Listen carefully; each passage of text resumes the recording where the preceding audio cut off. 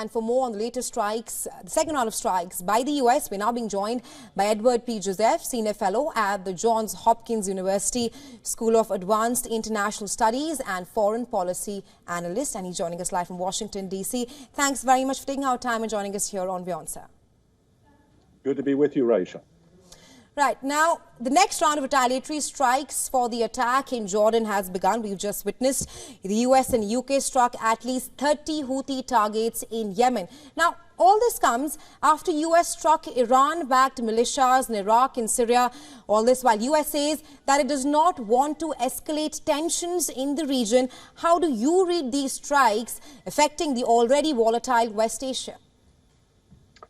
Raisha, first of all, the U.S. and UK have tried to make it clear that these strikes in Yemen are not retaliatory for the attack in Jordan that killed 3 U.S. service members, so that these are separate. These are part of the ongoing effort. There were already 2 separate efforts by the U.S. and British forces in January hitting Yemeni targets that are supported by Iran, both in terms of supply and in the presence of leadership of senior Iranian commanders on the ground in Yemen. And this represents the 3rd effort, as described correctly in your report, by the U.S. and the British to inflict some damage and to degrade the Houthi capability to disrupt shipping in the Red Sea. And we should point out here that even though, of course, the Houthis retain a lot of mobility, it's relatively easy to move drones around and continue to have these types of attacks, that Iran's sponsorship is not achieving anything geopolitically. There is no additional pressure on Israel. To the contrary, we have a half dozen countries supported the U.S. and British in this latest effort in Yemen, and that included Bahrain, which could not have acted without the support of Saudi Arabia. Please. Right, Mr. Joseph, you speak of how this is the 3rd effort by the US and UK to deter Houthi attacks in the Red Sea, and US says that the latest strike sends a clear message to the Houthis that they will continue to bear further consequences. However, we have seen that the previous strikes did not deter Houthis from attacking commercial vessels in the Red Sea. Rather, they have wowed what they call their actions against UK and US aggressors will only increase. In your opinion, do you think that the latest strike will dissuade Houthis from attacking commercial vessels in the Red Sea? Well, we know that the Houthis retain the capability to move around in small units.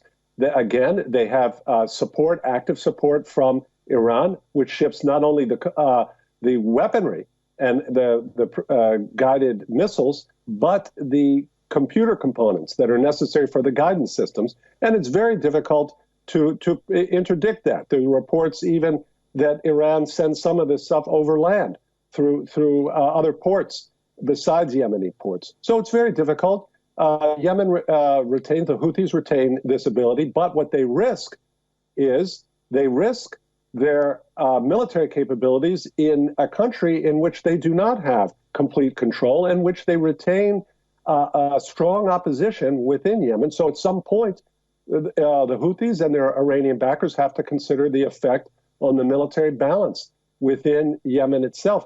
And again, the other thing is, what does Iran and the Houthis achieve by this?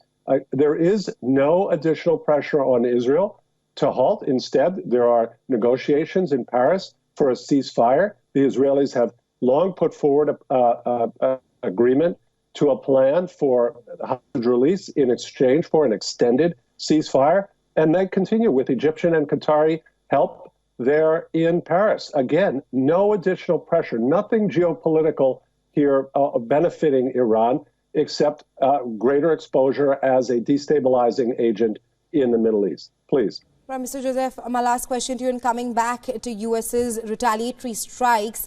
Now, seeking to avoid a regional war, which US has clearly outlined, the US has not targeted Iran directly. What is the broader message that US is trying to send here? The message is very clear that the U.S.